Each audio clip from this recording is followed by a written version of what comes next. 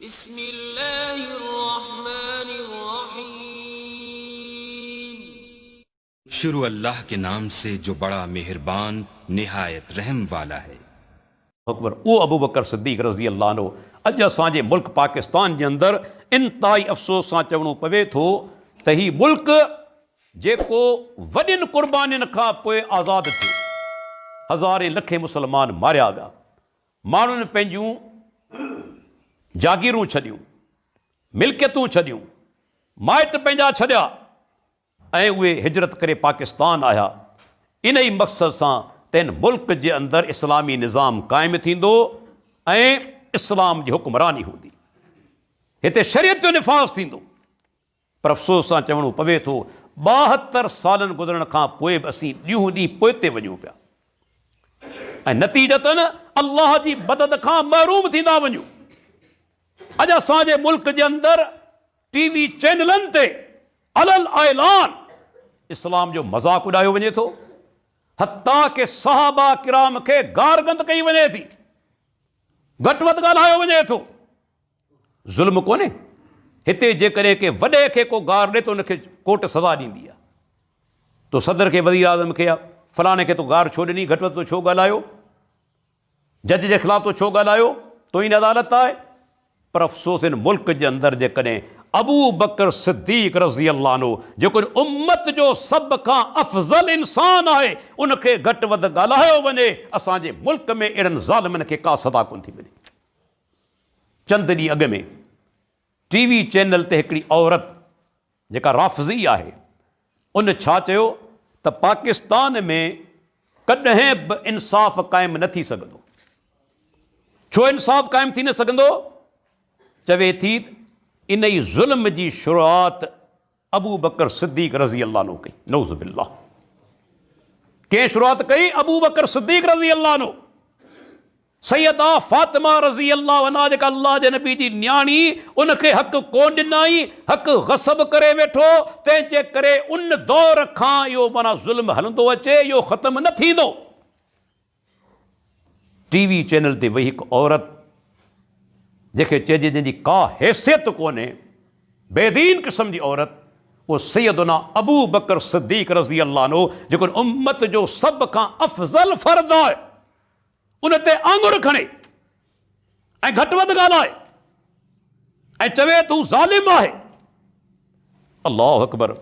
आऊं उन औरत खे दलीलनि सां जवाबु ॾियणु चाहियां थो, तां ते इंशाअल्लाह पूरी दुनिया ते इहा ॻाल्हि पहुचे त छा अबू बकर सिद्दीक रज़ी अल्लाह अन्हु को ज़ुल्म कयो? सभ खां पहिरीं ॻाल्हि, अल्लाह जे प्यारे पैगम्बर मुहम्मद रसूलुल्लाह से वफ़ात थी, ठीकु आहे। सैयदा फातिमा रज़ी अल्लाह अन्हा हली अल्लाह जे बल्कि सैयदना अबू बकर सिद्दीक वटि त मूंखे बाग़ फ़दक मञा, बाग़ फ़दक मुंहिंजे हवाले कयो वञे, असांखे ॾिनो वञे, छो त मुंहिंजे वालिद जी मिल्कियत आहे, उन मञा हिसो ॾिनो वञे। हाणे सभ खां पहिरियां ई सैयदा फातिमा रज़ी अल्लाह अन्हा असांजे लाइ इंतिहाई क़ाबिल एहतराम, जेको माण्हुनि सां मोहबत नथो करे मुस्लमान ई कोन्हे। पर हिकिड़ी ॻाल्हि ज़रूरु तव्हांखे ॿुधाईंदो हलां त जेकॾहिं मासूम का हस्ती आहे त मुहम्मद रसूलुल्लाह सल्लल्लाहु अलैहि वसल्लम, बाक़ी को बि उम्मती मासूम न आहे। न सैयदना अली ते वही नाज़िल थी, न सैयदना अबू बकर सिद्दीक ते वही नाज़िल थी, न सैयदना उस्मान ते वही नाज़िल थी, न सैयदना उमर इब्न ख़त्ताब ते वही नाज़िल थी, न सैयदा फातिमा रज़ी अल्लाह अन्हा ते का वही नाज़िल थी। छो त नबूवत जो सिलसिलो ख़तम, वही जेकॾहिं नाज़िल थी कंहिं ते, मुहम्मद रसूलुल्लाह सल्लल्लाहु अलैहि वसल्लम। अल्लाह जे नबी खां पोइ हाणे हिते को मासूम न आहे, ग़ैर नबी मासूम नथो थी सघे। भले के माण्हू चवंदा वतन, पर अहले सुन्नत वल जमात जो मसलक आहे मासूम सिर्फ़ु पैगम्बर आहे। हाणे फ़दक छा आहे? फ़दक हिकिड़ो बाग़ आहे, उहो मिलियो की मुसलमाननि खे? मुसलमान जेकॾहिं काफ़िरनि सां विड़ी का मिल्कियत हथु कनि, उनखे चइबो आहे गनीमत, माल गनीमत। उनखे छा चइबो आहे? माल गनीमत। पर जेकॾहिं मुसलमाननि खे का मिल्कियत, को इलाइक़ो, का ज़मीन बिना वेड़ जे हासिल थी वञे, उनखे चइबो आहे माल फ़ै। उनखे छा चइबो आहे? माल फ़ै। हाणे फ़दक जो इलाइक़ो मुसलमाननि खे मिलियो बिना जंग जे, बिना लड़ाई जे, ऐं उहो माल फ़ै आहे, ऐं माल फ़ै जे अंदरि कंहिंजो हक़ आहे। अल्लाह ताला फरमाए थो मा अफ़ा अल्लाहु अला रसूलिही मिन अहलिल क़ुरा फ़लिल्लाहि वलिर्रसूलि वलिज़िल क़ुर्बा वलयतामा वलमसाकीन वब्न सबील कै ला यकून दूलतुम बैनल अग़नियाइ मिनकुम वमा आताकुमुर रसूल फ़ख़ुज़ूहु वमा नहाकुम अनु फ़न्तहू वत्तक़ुल्लाह इन्नल्लाह शदीदुल इक़ाब लिल फ़ुक़राइल मुहाजिरीन अल्लज़ीन उख़रिजू मिन दियारिहिम व अमवालिहिम यब्तगून फ़ज़लन मिनल्लाहि व रिज़वाना व यंसुरूनल्लाह व रसूलहू उलाइकुमुस सादिक़ून। सूरह हशर जी आयत नंबर 7 ऐं 8 अल्लाह ताला फरमाए थो जेको माल फ़ै जेको मुसलमाननि खे मिले थो बिना जंग जे, उन ते हक़ कंहिंजो आहे? अल्लाह जे लाइ आहे, अल्लाह जे रसूल जे लाइ आहे, वेझनि जेके माना माइटनि जे लाइ आहे, यतीमनि जे लाइ आहे, मिसकीननि जे लाइ आहे, मुसाफ़िरनि जे लाइ आहे। अॻिते फरमायाई जेके मुहाजिर फ़क़ीर जेके जिन खे पंहिंजे इलाइक़नि मञा कढियो वियो, घरनि मञा कढियो वियो, जिन अल्लाह जी रज़ा जे ख़ातिर हिजरत कई, उन्हनि जे लाइ माल फ़ै आहे। हाणे क़ुर छा थो चवे? सिर्फ़ु माना अल्लाह जे नबी लाइ न या उनजे ख़ानदान जे लाइ न, बल्कि फरमायाई इन में रिश्तेदार बि शामिल आहिनि, यतीम बि शामिल आहिनि, मिसकीन बि शामिल आहिनि, मुसाफ़िर बि शामिल आहिनि, ऐं ग़रीब जेके फ़क़ीर मुहाजिरीन सहाबा से बि शामिल आहिनि। हाणे सोचियो जॾहिं बाग़ फ़दक में इहे सभु माण्हू शामिल आहिनि त छा सैयदना अबू बकर सिद्दीक़ रज़ी अल्लाहु अन्हु उहो बाग़ सिर्फ़ु सैयदा फ़ातिमा खे ॾेई सघे थो? जॾहिं क़ुर जी आयत आहे, इहा अल्लाह जो फ़रमान आहे। छा अबू बकर सिद्दीक़ जहिड़ो मुत्तबे सुन्नत माण्हू, क़ुर जो ॼाणू, छा सैयदा फ़ातिमा खे समूरी मिल्कियत ॾेई सघे थो जॾहिं त क़ुर जी आयत मौजूदु आहे? हाणे हिकिड़ो सुवाल थो पैदा थिए त पोइ सैयदा फ़ातिमा रज़ी अल्लाह अन्हा छो मुतालबो कयो? हिकिड़ी ॻाल्हि मुंहिंजी ज़हन में रखी छॾियो त हर सहाबी ताईं हर हदीस कोन पए थी, हर सहाबी ताईं हर हदीस कोन पए थी। कॾहिं ईअं बि थींदो आहे अल्लाह जे नबी हदीस बयानु की सहाबी मौजूदु कोन्हे। केतिरा ई मिसाल आहिनि।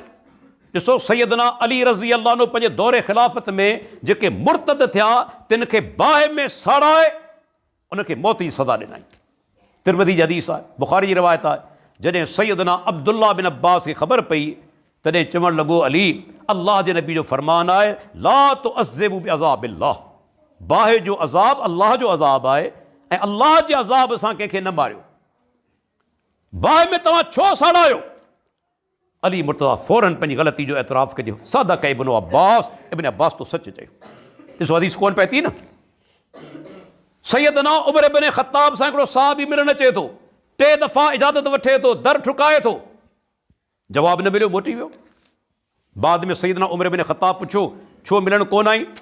कि अमीरुल मोमिनीन आयो हुअसि, 3 दफ़ा इजाज़त वरितमि, जवाब कोन मिलियो, मोटी वियुसि, छो त अल्लाह जे नबी जो फ़रमान आहे बाद में तव्हां मोटी वञो। हाणे इहा हदीस सैयदना उमर इब्न ख़त्ताब खे मालूम न हुई कि शाहिद पेश कर।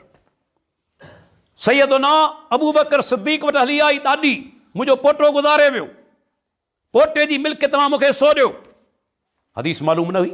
जॾहिं ॿिए साहबी ॿुधायो तॾहिं पाण माना त उनखे फ़ैसिलो ॿुधाइनि था त इन में कंहिंजी तौहीन कोन थी थिए, इन में कंहिंजी घटिताई कोन्हे।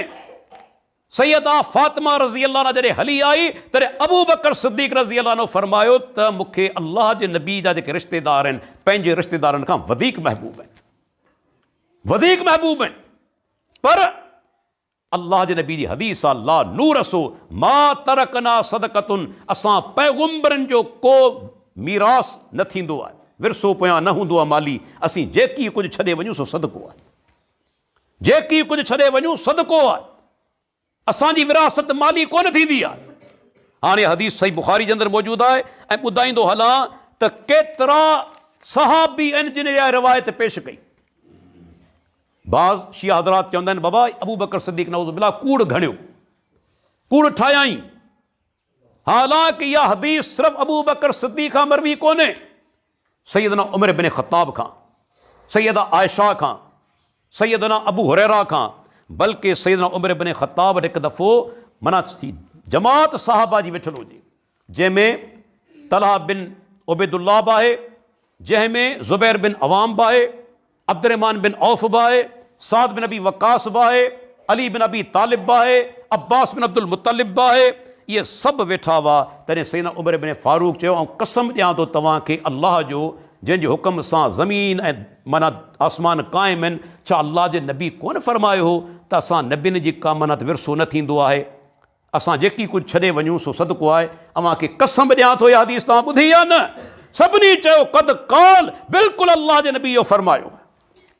हाणे इहे बि रावी थी विया न भई, जॾहिं हिकिड़ी हदीस ॿुधाई वई ऐं साहबा जन असां ॿुधी आहे त माना इहे बि रावी थी विया न, इहे बि शाहिद थी विया। जा हेतिरा साहबा हदीस पेश कनि पिया, मूंखे ॿुधायो छा नऊज़ बिल्लाह सभिनी कूड़ ॻाल्हायो, सभिनी बहतान आयो? अस्तगफिरुल्लाह। उन खां पोइ तव्हांखे ॿुधाईंदो हलां, अल्लाह जे नबी जी हदीस आहे, पाण फरमाईंदा अल उलमाउ वरसतुल अंबिया, आलिम नबियुनि जा वारिस आहिनि। अॻिते पाण छा था फरमाइनि त नबी पंहिंजे विरसे में दिरहम में दीनार कोन छॾींदा आहिनि। नबी विरसे में छा छॾींदा आहिनि? इल्मु छॾींदा आहिनि। अबू दाऊद जी हदीस आहे, शेख अलबानी सही चयो, ॿियनि मुहदसिन उनखे हसन चयो आहे त उलमा नबियुनि जा वारिस आहिनि ऐं नबी पंहिंजी विरासत में दिरहम में दीनार कोन छॾींदा आहिनि, बल्कि इल्मु छॾींदा आहिनि।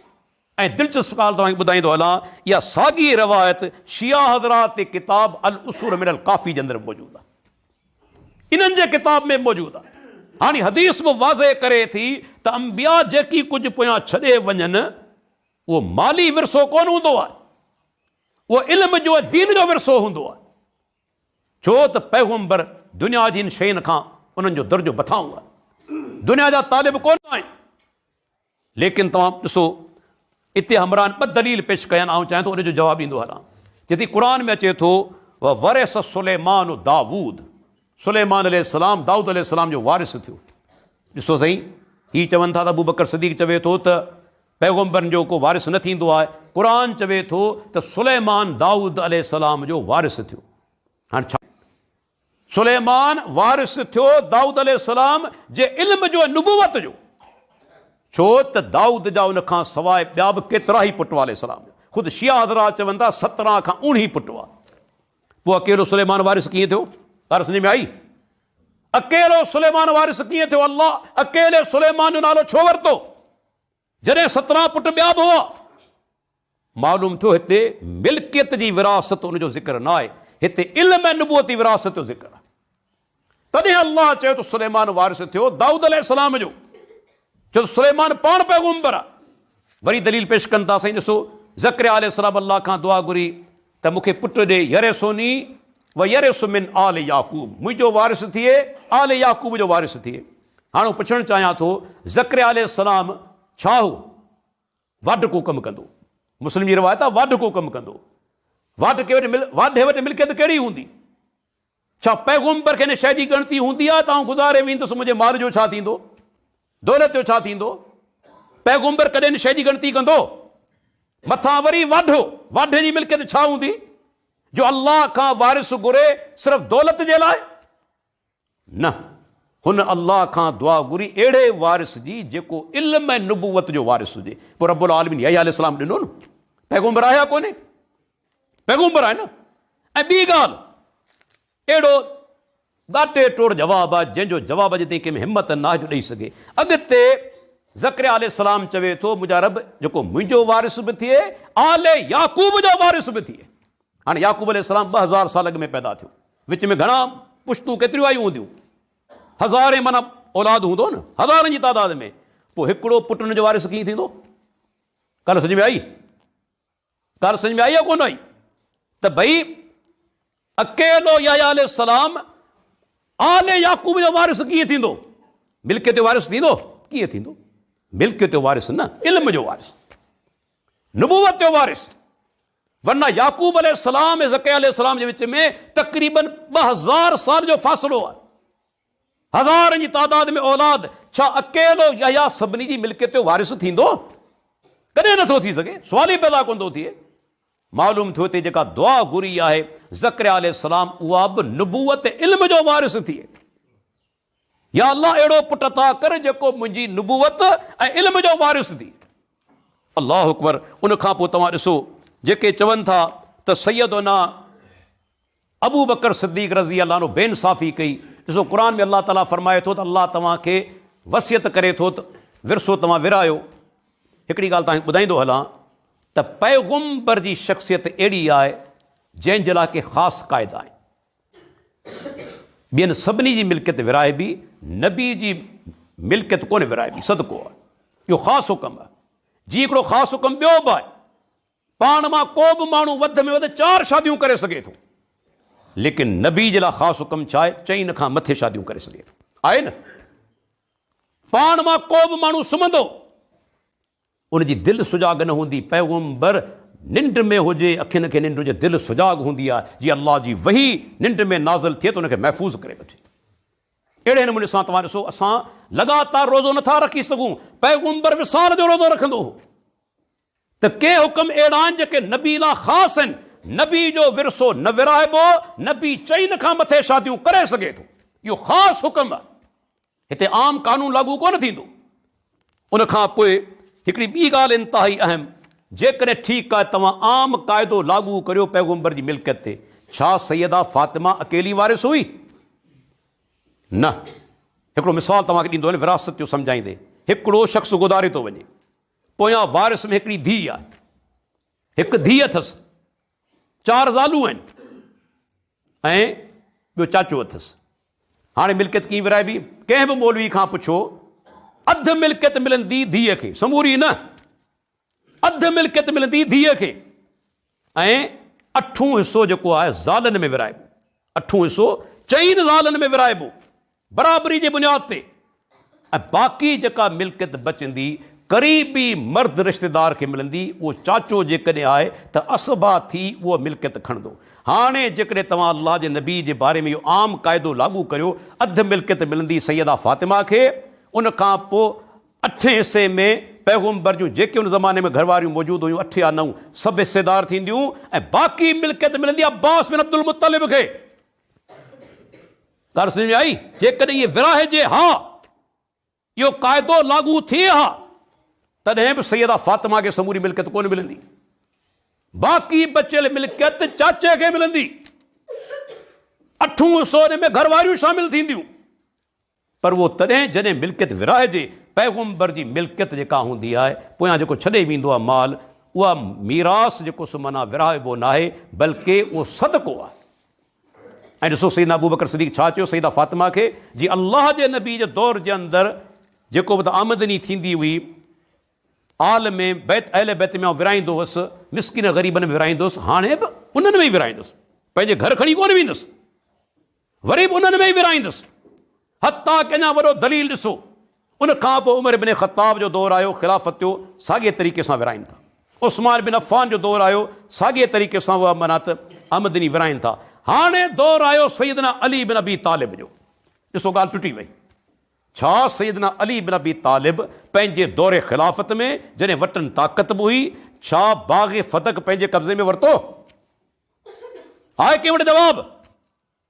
अमी चओ था त बाबा मज़लूम जो हिकु ज़ालिम खां वठिबो आहे, नऊज़ बिल्लाह अबू बकर सिद्दीक़ ज़ुल्म कयो, त हाणे जॾहिं अली मुर्तज़ा खे मौक़ो मिलियो आहे, तॾहिं उहा मिल्कियत वठी पंहिंजे औलाद में विराए हा न। सैयदना अली बि कोन्हे विराई, माना सैयदना अली रज़ी अल्लाह अन्हु बिन फ़ैसिले सां मुत्तफ़िक़। ऐं जॾहिं अबू बकर सिद्दीक़ हदीस ॿुधाई त अल्लाह जे नबी जो फ़रमान आहे, असांजो को वारिस न हूंदो आहे, जेकी कुझु पोयां छॾियूं उहो सदको आहे, तॾहिं आउं पुछणु चाहियां थो, हिकिड़े सहाबी अबू बकर सिद्दीक़ ते एतिराज़ कयो त तव्हां ग़लति ॻाल्हि पिया करियो, या अबू बकर तो हदीस पाण ठाही आहे, असां कोन ॿुधी आहे, को हिकिड़ो तो थी एतिराज़ करे हा? अल्लाहु अकबर। बाक़ी सैयदा फ़ातिमा रज़ी अल्लाह जे बारे में असांजो इहो ई हुस्न ज़न आहे, उन ते हदीस न पइती, हदीस न पइती। जेकॾहिं हदीस पइजे हा त सैयदा फ़ातिमा रज़ी अल्लाह अन्हा जे बारे में असांजो हुस्न ज़न इहो ई आहे त कॾहिं बि इन ॻाल्हि ते जेको माना नाराज़ न थिया, बल्कि बाज़ रिवायतूं अचनि थियूं त बाद में राज़ी बि थी वई। अबू बकर सिद्दीक़ सम्झायो वञी त हिते मुंहिंजी ॻाल्हि कोन्हे, इहा अल्लाह जे नबी जो फ़रमान आहे, प्यारे पैगुंबर जी हदीस आहे। उन खां पोइ जेको माना सैयदा फ़ातिमा रज़ी अल्लाह अन्हा इन ॻाल्हि ते जेको माना त राज़ी बि थी वेली। ऐं दोस्तो उन खां पोइ ॿुधाईंदो हलां त सैयदना अली बिन हुसैन, इमाम ज़ैनुल आबिदीन जो नालो अली बिन हुसैन, उनजो पुटु आहे ज़ैद बिन अली बिन हुसैन। इमाम बेहकी रिवायत आंदी आहे सुनन कुबरा बेहकी जे अंदरि। उन वटि हिकिड़ो माण्हू हली आयो, चवणु लॻो त अबू बकर सिद्दीक़ जेको सैयदा फ़ातिमा जे हवाले सां फ़ैसिलो कयो उन खां बि मुतमिन आहियो, फ़ैसिलो सही हो? अल्लाह को ॾिसो अहले बैत जे फ़र्द जो अज़ीम जवाबु। ज़ैद बिन अली बिन हुसैन रहमतुल्लाह अलैह जवाबु ॾिनो, अम्मा अना फलो कुंतु मकान अबी बकर ल हकम तो बे मां हकम बेही अबू बकर। जेकॾहिं आऊं अबू बकर जी जाइ ते हुजां त आऊं बि उहो ई फ़ैसिलो करियां जेको अबू बकर कयो। ज़ैद बिन अली बिन हुसैन इमाम ज़ैनुल आबिदीन जो पुटु, असुनन अल कुबरा बेहकी जी रिवायत हसन सनद सां। छो त उहे माण्हू हक़ चवण वारा हुआ, हक़ ॿुधण वारा हुआ। जेकॾहिं फ़ैसिलो ग़लति हुजे हा त अली मुर्तज़ा पंहिंजे दौरे ख़िलाफ़त में रद्द करे हा, फदक ते कब्ज़ो करे वठे हा, पंहिंजे औलाद में